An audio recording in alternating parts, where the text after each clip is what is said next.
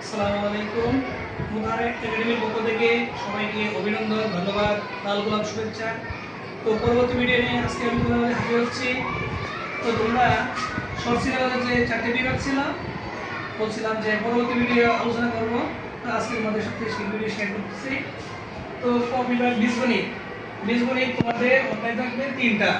সেটা হচ্ছে দ্বিতীয় অধ্যায় সেট ও ফাংশন, তৃতীয় অধ্যায় বীজগাণিতিক রাশি।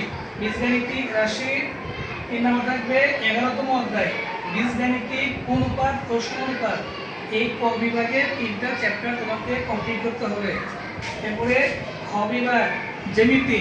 জ্যামিতির মধ্যে 2টা চ্যাপ্টার, সেটা হচ্ছে 7ম অধ্যায় ব্যবহারিক জ্যামিতি, 2 নম্বর হচ্ছে 8ম অধ্যায় বৃত্ত।